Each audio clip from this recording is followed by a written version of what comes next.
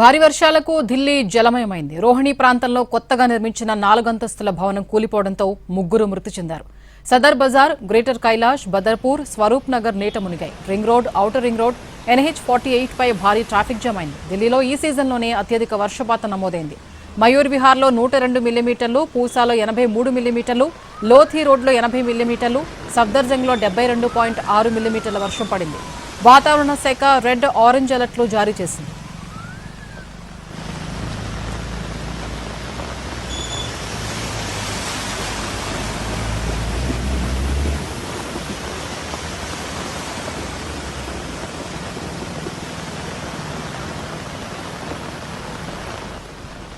భారీ వర్షాలకు ఢిల్లీ జలమయమైంది. రోహిణి ప్రాంతంలో కొత్తగా నిర్మించిన 4 అంతస్తుల భవనం కూలిపోవడంతో ముగ్గురు మృతి చెందారు.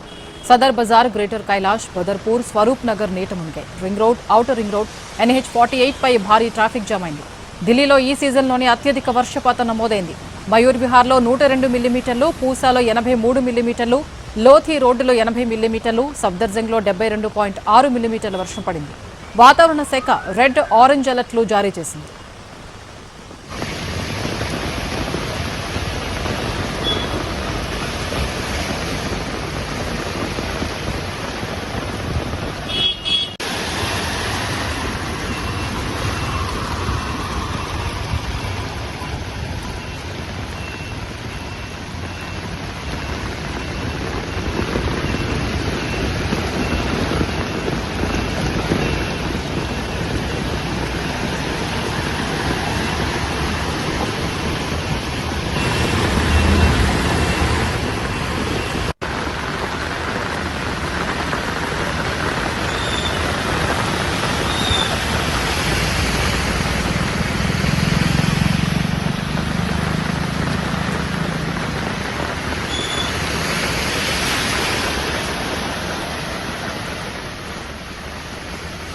భారీ వర్షాలకు ఢిల్లీ జలమయమైంది. రోహిణి ప్రాంతంలో కొత్తగా నిర్మించిన 4 అంతస్తుల భవనం కూలిపోవడంతో ముగ్గురు మృతి చెందారు.